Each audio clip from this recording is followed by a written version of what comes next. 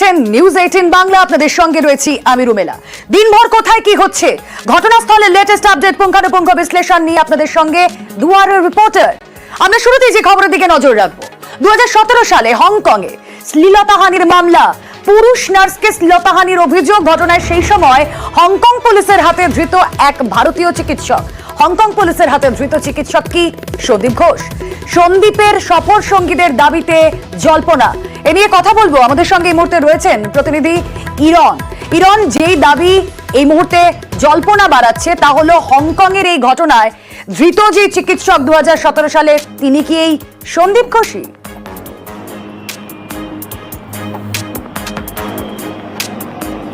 দেখো, এই মুহূর্তে যে খবর সেটা হচ্ছে যে আমরা জানি সন্দীপ ঘোষ আরজিকরের দুর্নীতি মামলায় অভিযুক্ত হয়ে তিনি সিবিআইয়ের হাতে গ্রেপ্তার হয়েছে। সন্দীপ ঘোষের সফরকারী কিছু ঘনিষ্ঠ ডাক্তার, সফর সঙ্গীদের খবর অনুযায়ী যে জল্পনা তৈরি হয়েছে, 2017 সালের মামলা একটি সামনে আসছে। 2017 সালে হংকংয়ে একটি অর্থোপেডিক ডিপার্টমেন্টের একটা সেমিনার ছিল, সেখানে কয়েকজন ভারতীয় চিকিৎসক উপস্থিত ছিলেন। সেখানে এক পুরুষ নার্স বা মেল নার্স, তাকে শ্লীলতাহানি করা হয়েছে বলে অভিযোগ, এবং যে অভিযোগ সামনে আসছে এবং সেই অভিযোগের পরিপ্রেক্ষিতে একজন ভারতীয় ডাক্তার গ্রেপ্তার বা তিনি ধৃত একজন গ্রেপ্তার হন সেই ডাক্তার, এবং পুরুষ নার্সের সঙ্গে শ্লীলতাহানি করা হয়েছিল এবং এই অভিযোগ দায়ের হয়। পরবর্তী সময় সেই অভিযুক্ত ডাক্তারকে আটক করা হয় হংকংয়ে, এবং তারপর তিনি মুক্ত হয়ে জামিনে ফিরে আসেন, এরকমটাই খবর। কিন্তু খবর সেটা হচ্ছে যে যেটা জল্পনা, এই সন্দীপ ঘোষ সেই সন্দীপ ঘোষ কিনা সেই নিয়ে জল্পনা রয়েছে। কেন বিভিন্ন সূত্র মারফত দাবি যে ব্যক্তি গ্রেপ্তার হয়েছিলেন তার নামও কিন্তু সন্দীপ ঘোষ, এবং তার বিরুদ্ধেও কিন্তু এরকম এই অভিযোগ ছিল। এবার যেটা তদন্তের বিষয় বা যেটা খতিয়ে দেখার বিষয়, যে সন্দীপ ঘোষের নাম আসছে সেই সন্দীপ ঘোষ, সেটাও অর্থোপেডিক একটা সেমিনার ছিল, যিনি এই মুহূর্তে আরজিকরের প্রাক্তন প্রিন্সিপাল, যিনি গ্রেপ্তার হয়েছেন সিবিআইয়ের হাতে, তার নামও সন্দীপ ঘোষ, তিনিও অর্থোপেডিক ডিপার্টমেন্ট। তাহলে কি দুই সন্দীপ ঘোষই এক ব্যক্তি, যিনি 2017 সালে যে প্রশ্নটা উঠছে, সিঙ্গাপুরে হংকংয়ে গিয়ে তিনি মেল নার্সকে শ্লীলতাহানির অভিযোগে ধৃত হয়েছিলেন, এই প্রশ্ন কিন্তু উঠতে শুরু করেছে মেলা। এবং সন্দীপ ঘোষের বিভিন্ন কীর্তির কথা সামনে আসছে, তার মধ্যে এই একটি খবর যেখানে 2017 সালে একেবারে ইরন 2017 সালের এই ঘটনা সামনে আসতেই ইতিমধ্যেই তোলপাড় পড়ে গিয়েছে যে এই সন্দীপ ঘোষ যাকে সেদিন ধরা হয়েছিল 2017 সালে, সেই সন্দীপ ঘোষই কি এই সন্দীপ ঘোষ যার বিভিন্ন কীর্তি বারবার শিরোনাম আঁকড়ে থাকছে। সেই সময় এই সন্দীপ ঘোষের সফর সঙ্গী বিশিষ্ট চিকিৎসক উৎপল বন্দ্যোপাধ্যায়, তিনি কি বলছেন শোনা যাক। 6-7 বছর আগে এরকম একটা ঘটনার কথা আমরা শুনেছিলাম, পুলিশে একটা ডিটেল করা হয়েছিল, এবং তারপরে হচ্ছে যে বিভিন্ন ভাবে ওখানকার যারা ভারতীয়রা আছেন এবং অর্থোপেডিক্সের বিভিন্ন রকমের যে অ্যাসোসিয়েশন আছে, তারা ব্যাপারটা জানতে পারে এবং তারা ব্যাপারটাতে হস্তক্ষেপ করে তারপরে একটা ওই যে বিষয়টার একটা ফয়সালা ওখানে হয়, এটুকু আমরা শুনেছিলাম। যদি কোনো একটা ফেলোশিপ নিয়ে ওখানে গিয়েছিলেন, মেন নার্স তার বিরুদ্ধে অভিযোগ করেছিলেন যে সেখানে কোনো একটা বলে শ্লীলতাহানি বা একটা কিছু ইন্ডিসেন্ট কিছু একটা এরকম কিছু একটা তারা অভিযোগ করেছিলেন। আরো একটি গুরুত্বপূর্ণ আপডেট আপনাদেরকে এই মুহূর্তে দিয়ে রাখবো, আরজি করের দিকে নজর রাখবো। আরজি করে বহিরাগত সিআইএসএফ এর সামনেই বহিরাগতদের বিক্ষোভ, সিবিআই আধিকারিকদের বিক্ষোভ ঘিরে উত্তেজনা, সেই ছবি আপনারা দেখছেন। উত্তেজনা হাসপাতাল চত্বরে, হাসপাতালের কেউ নন বিক্ষোভকারীদের মধ্যে যারা রয়েছেন, যাদেরকে দেখছেন তারা হাসপাতালের কেউ নয়, সিবিআই আধিকারিকদের কর্ডন সিআইএসএফ এর। আরো একবার এই বহিরাগত শব্দটা আরজি করে চলে এলো। যে ছবি আপনারা দেখছেন আরজি করে বহিরাগত, এই প্রশ্ন তুলছি আমরা কারণ সিআইএসএফ এর সামনে যে কজন বিক্ষোভ দেখাচ্ছেন, সিবিআই আধিকারিকদের ঘিরে যারা বিক্ষোভ দেখাচ্ছেন তারা কেউ হাসপাতালের নন, এমনটাই দাবি সিবিআই আধিকারিকদের কর্ডন সিআইএসএফ এর। কি চলছে সেখানে একবার শোনা যায়। কি করছে এতদিন সময় লাগতে পারে না, এতদিন সময় লাগতে পারে না। নাম জেনে কি বলতো, ধরো তুমিও ধরো, আমি কোনো আসামি আছে বল, বলবি তো আসামি আছে নাকি বল না, তুই বল খালি আসামি আছে মধ্যে। এক মাস ধরে কি করিস তোরা?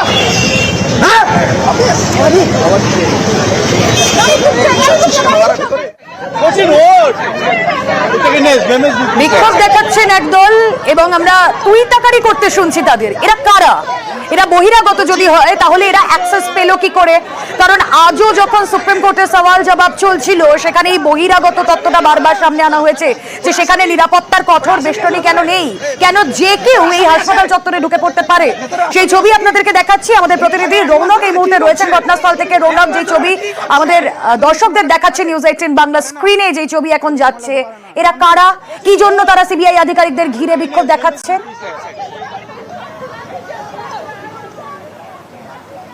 দেখো, একেবারেই যখন সিবিআই আধিকারিকরা এমার্জেন্সি থেকে বেরিয়ে ক্যান্টিনের দিকে আসেন তখন উপস্থিত ছিলেন এখানকার সুপার সপ্তর্ষি চ্যাটার্জি। সেখানকার নিরাপত্তা ব্যবস্থা এবং স্টাফেদের সঙ্গে কথা বলে আধিকারিকরা, ঠিক তখনই এক যুবক সিবিআই আধিকারিকদের উদ্দেশ্য করে অকথ্য ভাষায় কথাবার্তা বলতে থাকেন এবং ঠিক তখনই উত্তেজনা ছড়ায় গোটা এলাকায়। এবং সেখানে আন্দোলনরত কিছু নার্সিং স্টাফরা তারাও কিন্তু সিবিআই আধিকারিকদের ঘিরে কিন্তু বেস্টপ কথাবার্তা বলতে থাকেন এবং তারা দাবি করেন যে 30 দিন অতিক্রান্ত হয়ে গেলেও এখনো কেন বিচার বিনছে না। কিন্তু এই যে যুবক, পরবর্তীতে জানা যায় এই যুবক কিন্তু এই হাসপাতালের ভেতরের কোনো জুনিয়র ডাক্তার বা কেউ নন, তিনি কার্যত একজন বহিরাগত এবং অকথ্য ভাষায় কিন্তু কথা বলেন সেই যুবক। এমনকি সিবিআই যে গাড়ি, সেই গাড়ি তিনি আটকে রাখেন। গাড়ি রৌনক, আপাতত ধন্যবাদ।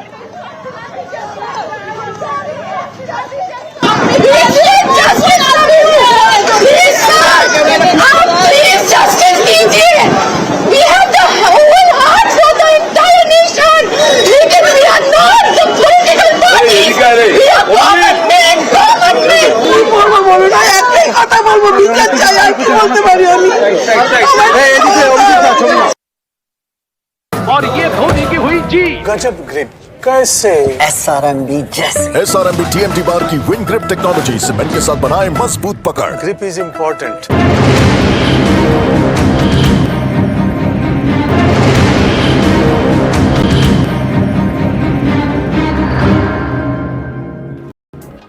কীর্তিমান সন্দীপ ঘোষ, তার আরো কীর্তিফাস।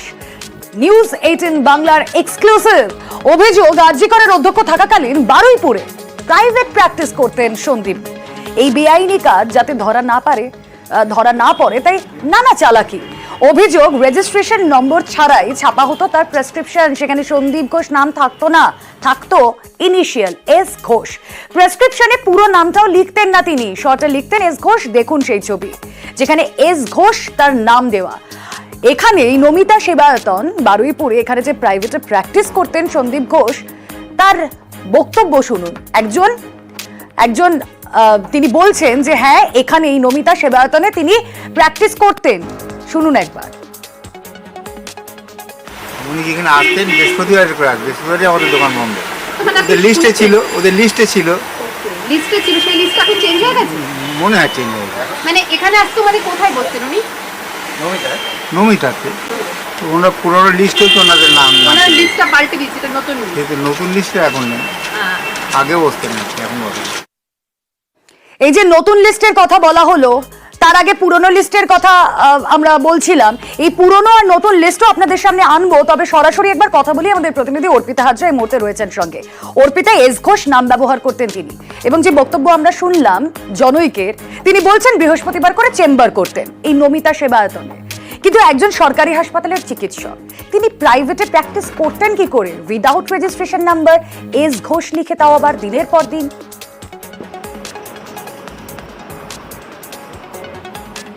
একেবারে তাই। দেখো, এখানে এই আরজি করের প্রাক্তন অধ্যক্ষ সন্দীপ ঘোষের কিন্তু আরো কীর্তিফাস, যেখানে দেখা যাচ্ছে যে তিনি একজন সরকারি হাসপাতালের তিনি চিকিৎসক এবং অধ্যক্ষ।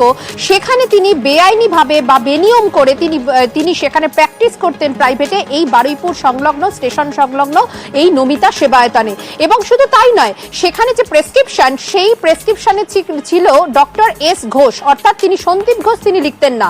এমনকি প্রেসক্রিপশনে নেই কোনো রেজিস্ট্রেশন নাম্বার, অর্থাৎ একজন চিকিৎসক অথচ তার কোনো রেজিস্ট্রেশন নাম্বার নেই। আর এখানেই উঠছে প্রশ্ন, তাহলে কি নিজের বেনিয়ম ঢাকার জন্যই তিনি শর্টে তার নাম দিয়েছিলেন এস ঘোষ, এবং সেখানে তিনি রেজিস্ট্রেশন নাম্বারও তিনি উল্লেখ করেননি? কি করে একজন সরকারি হাসপাতালের চিকিৎসক তিনি বেআইনিভাবে বেনিয়ম করে এইভাবে তিনি দিনের পর দিন সেখানে তিনি চেম্বার তিনি চালাতেন বা তিনি প্রাইভেটে তিনি বসতেন?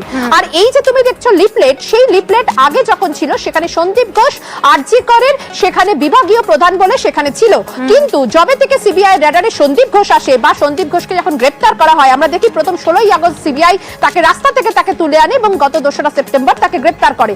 সেই সময় এই 2 সপ্তাহ ধরে কিন্তু লিফলেট হঠাৎ করে কিন্তু উধাও, সেখানে নতুন করে লিফলেট সেখানে ছাপানো হয় এবং সেখানে এই সন্দীপ ঘোষের জায়গায় সৌম্যজিৎ ঘোষ নামে এক চিকিৎসকের নাম সেখানে দেওয়া হয়। অথচ খাতায় কলমে তার নাম থাকলেও রোগীরা বলছেন তিনি নাকি আসতেনই না। অর্থাৎ সন্দীপ ঘোষকে আড়াল করতে এই যে সেবায়তন অর্থাৎ নমিতা সেবায়তন একেবারে কিন্তু তৎপর ভূমিকা নিয়েছিল।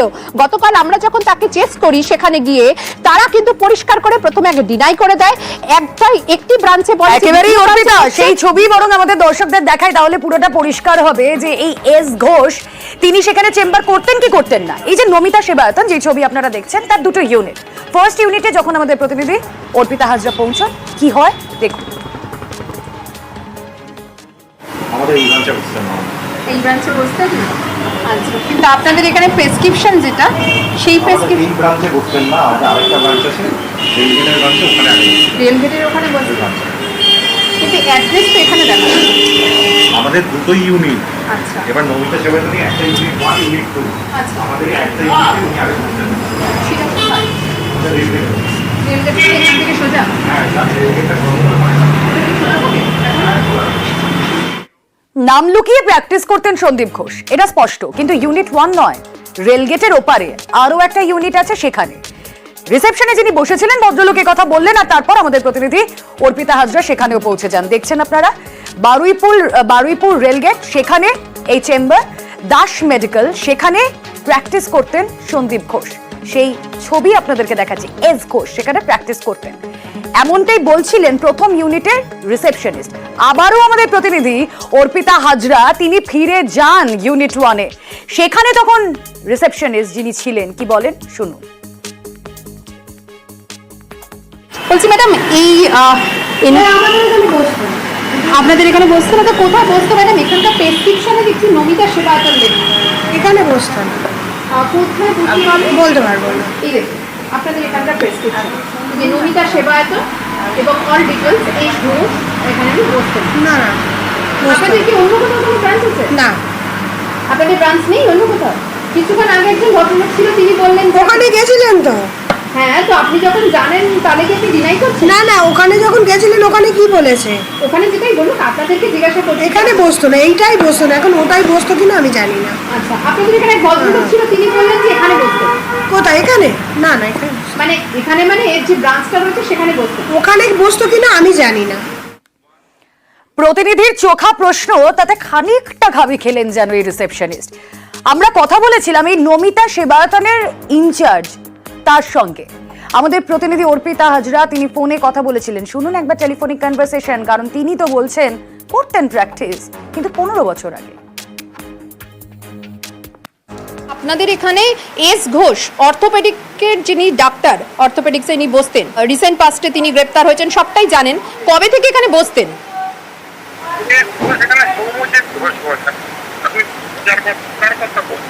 কিন্তু আপনাদের যে দ্বিতীয় ব্রাঞ্চ সেখান থেকে বলা হলো যে সন্দীপ ঘোষ এখানে বসতেন। আচ্ছা, সন্দীপ ঘোষ বলে এখানে কেউ বসতেন না, মানে আরজি করের যিনি প্রাক্তন অধ্যক্ষ যাকে গ্রেপ্তার করেছে সিবিআই তিনি বসতেন না বলছেন? আচ্ছা, কিন্তু এখানে যে প্রেসক্রিপশনটা, সেখানে যার প্রেসক্রিপশন তার থেকে ভেরিফাই করা হয়েছে যে তারা কিন্তু বলছেন অন্য কথা, মানে সন্দীপ ঘোষ এখানে কখনো বসতেন না।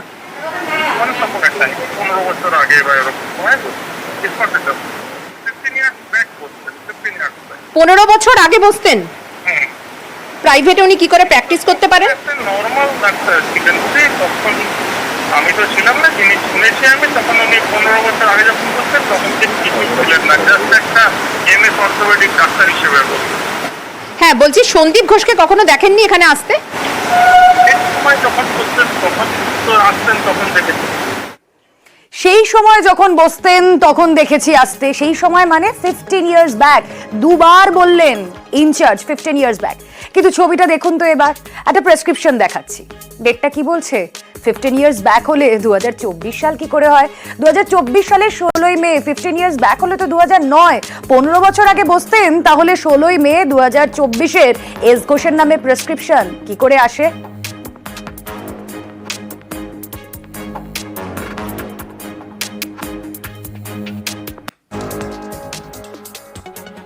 কীর্তিমান সন্দীপ, তার কত না কীর্তি। কলকাতা থেকে ক্যানিং, বেলেঘাটা থেকে বহরমপুর, আরজিকর দুর্নীতি মামলায় ধৃত সন্দীপ ঘোষের আরো সম্পত্তির হদিশ।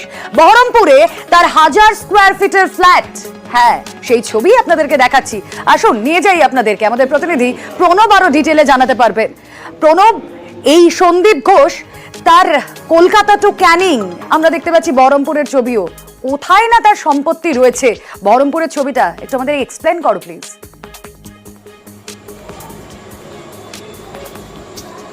দেখো, বহরমপুরের যে বাবুপাড়া রয়েছে সেই বাবুপাড়াতে অভিজাত এলাকা, সেই বাবুপাড়াতেই তার কিন্তু 1000 স্কোয়ার ফিটের একটি ফ্ল্যাট রয়েছে। শুধু ফ্ল্যাট নাই, নিচে একটি গ্যারেজও রাখা আছে।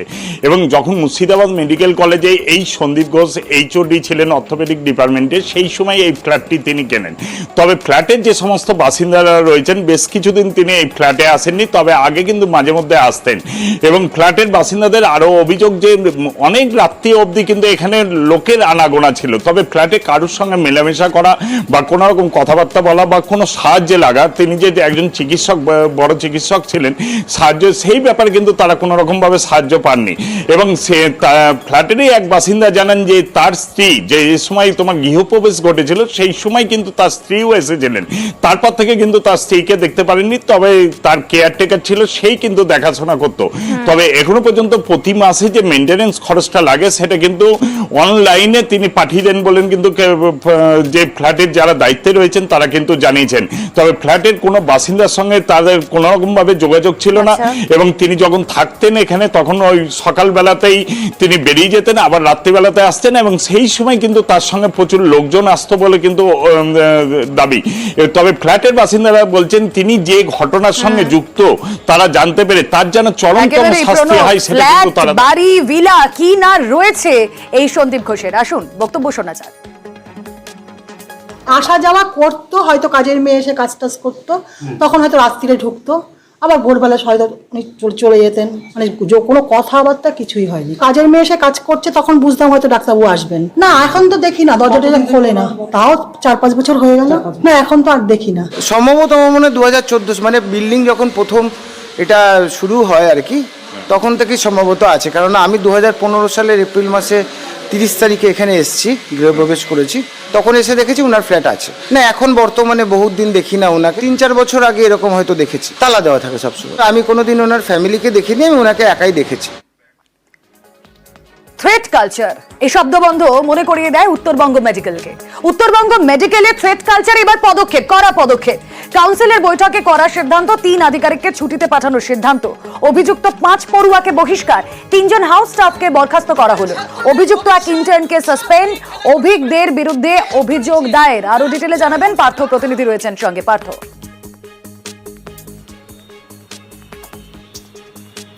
তোমাকে জানিয়ে রাখি, গত 6 সেপ্টেম্বর মূলত উত্তরবঙ্গ বিশ্ববিদ্যালয়ে যে পড়ুয়া চিকিৎসক রয়েছেন তারা মুভমেন্টে নামেন এবং তাদের যেটা দাবি ছিল যে এই উত্তরবঙ্গ মেডিকেল কলেজে দীর্ঘদিন ধরে থ্রেট কালচার চলছে।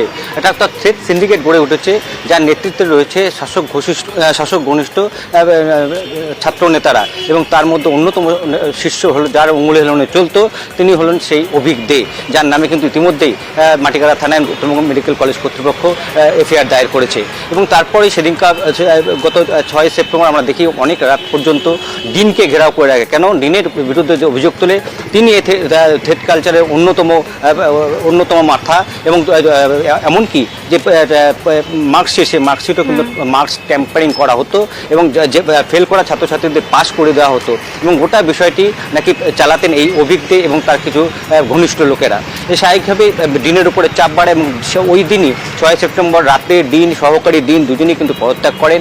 এবং তারপরের দিন একটি 5 সদস্য তদন্ত কমিটি গঠন করে কর্তৃপক্ষ। এবং সেটা নিয়েও একটা বিতর্ক তৈরি হয়। পরবর্তীতে সার্জারি বিভাগের HODকে থেকে কমিটিতে এনে 6 সদস্যের কমিটি গঠন করে আজ রিপোর্ট পেশ করে। এবং আজ প্রায় ঘন্টা 3-4 ধরে কিন্তু এই কাউন্সিলের মিটিং হয় এবং সেখানে সিদ্ধান্ত হয় এই যে পদত্যাগী ডিন এবং সহকারী ডিন, সেই সঙ্গে 3 আধিকারিককে ছুটিতে পাঠানো হলো আপাতত। ধন্যবাদ পার্থ। যে সরকারি কর্মচারীর নামে অভিযোগ এসছে থ্রেট কালচারের জন্য বা ছাত্রছাত্রীদের প্রতি ইম্পার্সিয়াল ব্যবহার করেনি বলে কলেজ কাউন্সিল সিদ্ধান্ত নিয়েছে যে তাদের অ্যাডভাইস করা যে তারা আপাতত ছুটিতে চলে যাক, এরকম 3 জন আছে। যে ছাত্রছাত্রীদের নামে অভিযোগ এসছে এনকোয়ারি কমিটির কাছে, সেটাতে কলেজ কাউন্সিল সিদ্ধান্ত নিয়েছে যে তাদেরকে আমরা ডিসকলেজিয়েট করব। যে ইন্টার্নদের নাম এসছে তাদের বেলা সিদ্ধান্ত নেওয়া হয়েছে যে তাদের সাসপেন্ড করে দেয় ইন্টার্নশিপ থেকে। যারা হাউস স্টাফ, যাদের নামে অভিযোগ এসছে, তাদের ব্যাপারে সিদ্ধান্ত হয়েছে যে তাদের হাউস স্টাফ সেই আমরা টার্মিনেট করে দেবো। 1 নম্বর মানে ওদের রেজিস্ট্রেশন গ্রান্ট করা হবে কিনা সেই ব্যাপারে যাতে মেডিকেল কাউন্সিল সিদ্ধান্ত নেয়, আমরা ওদেরকে ব্যাপারটা জানিয়ে দেবো। আর শুধু কি উত্তরবঙ্গ মেডিকেলে এই থ্রেট কালচারের পোস্ট এই মুহূর্তে ভাইরাল। রামপুরহাট মেডিকেলের থ্রেটের পোস্ট ভাইরাল। পোস্ট দেখাবো আপনাদের, পোস্ট আপনারা দেখছেন, থ্রেট কালচারের post viral. Question of your career, এরকম একটা মেসেজ আমরা দেখছি। তারা বেরিয়ে যাবে অনেকগুলো দিন কলেজে, যদি কালকেও না যায় তাহলে ওপর থেকে অর্ডার আছে, ফিউচারে দেখে নেওয়া হবে। এই দেখে নেওয়া হবে থ্রেট কালচার রামপুরহাট মেডিকেল কলেজে, সেই পোস্ট এই মুহূর্তে ভাইরাল, যে ছবি আপনারা দেখছেন। বিরূপাক্ষ অভিঘনিষ্ঠদের বিরুদ্ধে মূলত অভিযোগ, প্রাক্তন ডিন, প্রিন্সিপাল ও চিকিৎসকের বিরুদ্ধে অভিযোগ রামপুরহাটের জুনিয়র ডাক্তারদের।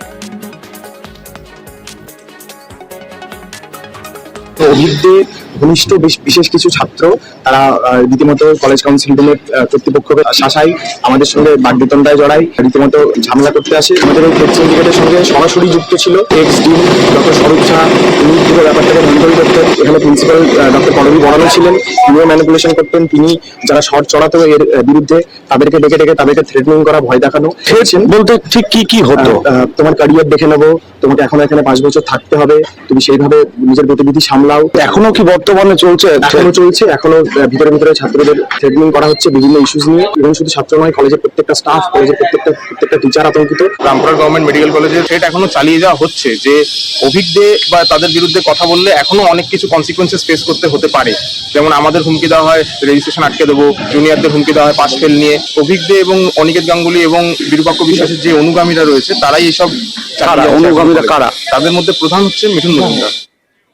তাহলে বুঝলেন যে এই থ্রেট কালচার শুধুমাত্র উত্তরবঙ্গ মেডিকেল কলেজে সীমাবদ্ধ নেই, দিকে দিকে ছড়িয়ে পড়েছে এই থ্রেট কালচার, যেই ছবি আপনারা দেখছেন। কথা বলবো আমাদের প্রতিনিধি অক্ষয় এই মুহূর্তে রয়েছেন সঙ্গে। অক্ষয়, এই যে থ্রেট কালচার, যে পয়েন্টগুলো আমরা দেখছি যেখানে লেখা রয়েছে কোয়েশ্চেন অফ ইউর ক্যারিয়ার, দেখে নেওয়া হবে, এই থ্রেট কালচার, এই সংস্কৃতি যারা সেখানে ছড়িয়ে দিয়েছেন, শোনা যাচ্ছে যে তারাই বিরূপাক্ষ বিশ্বাস অভিজ্ঞদের ঘনিষ্ঠ।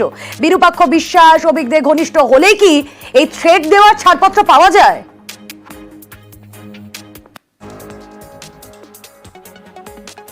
দেখো, তোমাকে জানিয়ে রাখি, বর্তমানে যারা ডাক্তারি পড়ুয়া আছে এবং যারা জুনিয়র ডাক্তার, তাদের মূলত অভিযোগ যে আগেও যেরকম থ্রেট কালচার চলেছে এবং এখনো বর্তমানে কিন্তু সেই থ্রেট কালচার বন্ধ হচ্ছে না। এখনো জুনিয়র ডাক্তার থেকে শুরু করে যারা পড়ুয়া আছে তাদেরকে রীতিমতো হুমকি দেওয়া হচ্ছে যাতে কোনো রকম আন্দোলনে তারা অংশগ্রহণ না করে।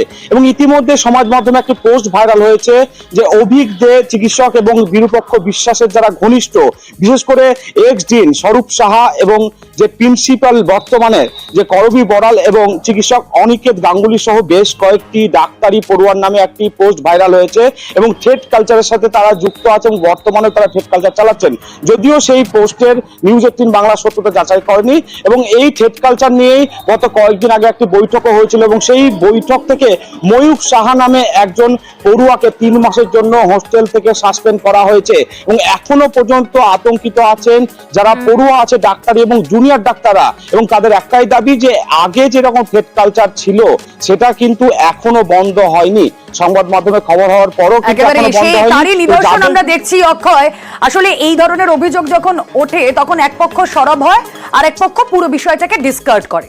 কি বলছেন ডিন, শোনা যাক। Threat culture syndicate Rampurhat medical কলেজে আছে বলে কিছু জানা নেই, আর আমি জীবনে কাউকে কোনোদিন থ্রেট করিনি।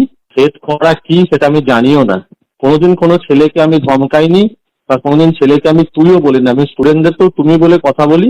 আর আমি এই আন্দোলনরত ছেলেদেরকে একবার বলেছিলাম যে তোমরা আউটডোরটা বন্ধ রেখে এমার্জেন্সিটা শুরু করো, এটাই বলেছিলাম। বিগত দিনে কাউকে আমি থ্রেট করেছি বলে আমার মনে পড়ে না। এটা আমার নামে সম্পূর্ণ মিথ্যা অভিযোগ। আরো একটা উদ্বেগের খবর আপনাদেরকে দিই, দক্ষিণ দমদম, সেখানে ডেঙ্গি আক্রান্তের মৃত্যু।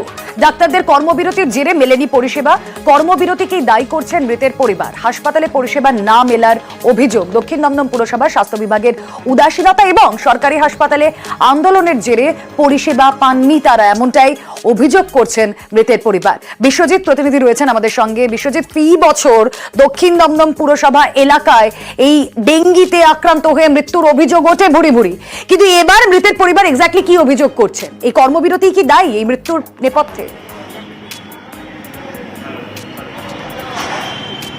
দেখো, দমদম শ্যামনগর, দক্ষিণ দমদমের শ্যামনগর 27 নম্বর ওয়ার্ড, সেখানে শ্যামনগরের দাসভিলার বাসিন্দা এবং 11 বছরের পঞ্চম শ্রেণীর ছাত্র সৃজন সাহা, তার মৃত্যু ঘটেছে। শনিবার বিকেলে এই মর্মান্তিক মৃত্যু ঘটে, কিন্তু বৃহস্পতিবারেই তার ডেঙ্গু ডিটেকশন হয়। তার কয়েকদিন আগে থেকেই জ্বর হচ্ছিল সৃজনের, এবং সেই জ্বরের জন্য তারা রক্ত পরীক্ষা করায় দক্ষিণ দমদম পৌরসভার হাসপাতালে, এবং সেখানে তারা ডেঙ্গু ডিটেকশন হয় এবং পরদিনই সেই হাসপাতালে ভর্তি করতে নিয়ে যাওয়া হয়। কিন্তু সেই হাসপাতাল পরিষ্কার জানিয়ে দেয় সেখানে ভর্তি করানো যাবে না, এবং তারপর তাকে নিয়ে সেই শুক্রবার দিনই তাকে নিয়ে আইডিতে, অর্থাৎ বেলেঘাটা আইডি হাসপাতালে নিয়ে যাওয়া হয়, এবং সেখানেও একই পরিস্থিতি, এবং সেখানে ভর্তি হওয়ার পর স্যালাইন পর্যন্ত তাকে দেওয়া হয়নি, এবং একই সঙ্গে সেখানে যে প্লেটলেট ছিল 1.5 লক্ষ প্লেটলেট থেকে একেবারে 40,000-এরও নিচে নেমে আসে, আর তারপর আরও আশঙ্কাজনক হয়ে যায়, স্যালাইন পর্যন্ত তাকে দেওয়া হয়নি, এমনটাই অভিযোগ।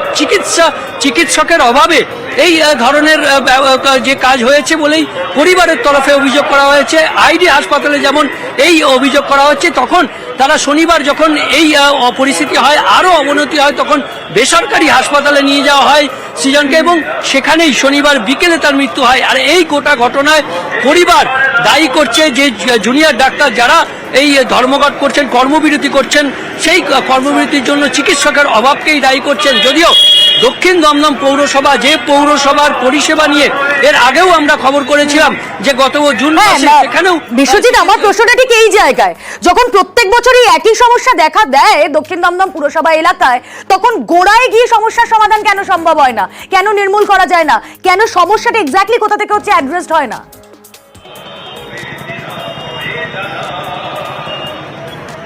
একদমই দক্ষিণ দমদম পৌরসভায় যেমন বেশিরভাগ এলাকাতেই ডেঙ্গু প্রবণ এলাকা, 27 নম্বর ওয়ার্ডও তার ব্যতিক্রম নয়। প্রতি বছরই আমরা দেখি যে এই 27 নম্বর ওয়ার্ডের শ্যামনগর সহ বিভিন্ন এলাকায় ডেঙ্গির প্রাদুর্ভাব হয় এবং বেশ কয়েকজন আক্রান্ত হয়, এবং তার মধ্যে মৃত্যুর মতন অবাঞ্ছিত ঘটনাও ঘটে থাকে, এবং বারবারই অভিযোগ ওঠে স্থানীয় যে হাসপাতাল, সেই হাসপাতালে চিকিৎসা পেলে এই মৃত্যুগুলো হয়তো প্রতিরোধ করা যেত, এই মৃত্যুগুলো হয়তো এড়ানো যেত। কিন্তু প্রতি বছরই দক্ষিণ দমদম পৌরসভা হাসপাতালের বিরুদ্ধে এই অভিযোগ ওঠে, এবং রোগীর মৃত্যুর পর পরিবারের নজর থাক সেদিকে। মৃতের পরিবারের তরফে কি বলা হচ্ছে একবার শোনা যাক। বৃহস্পতিবার ব্লাড টেস্ট করি, শুক্রবার দিন রিপোর্ট পাই, প্লেটলেট দেখলাম 1,60,000 ছিল। চাইল্ড স্পেশালিস্ট কেউ নেই, আমরা কিন্তু কিছু করতে পারবো না। দক্ষিণ দমদম পৌরসভা থেকে বলেছে না কিছু দেয়নি। শুক্রবার দিন ওখানে আইডিতে নিলাম, ওরা ভর্তি নিল। কোনো পরিষেবা আমি পাইনি, সরকারি পরিষেবা কোনো জায়গা থেকে আমি পাইনি। ডাক্তারদের তত্ত্বাবধানে থাকবে, কিন্তু সেখানে যে এরকম বিনা চিকিৎসায় সারা রাত ফেলে রাখবে, ছেলেটার প্রাণটা চলে যাবে একটা রাতের মধ্যে। ছেলেটার এই আন্দোলনের জেড আমাদের সাধারণ মানুষকে তো এইভাবে ভুগতে হচ্ছে। এভাবে মুমূর্ষু রোগীরা যদি চিকিৎসা না পায়, আন্দোলন করুক, আন্দোলনের পক্ষে আমরা সবাই, কিন্তু এরকম মুমূর্ষু রোগীরা যদি চিকিৎসা না পায়, দিদির আমার একমাত্র অবলম্বন ছেলেটা ছিল,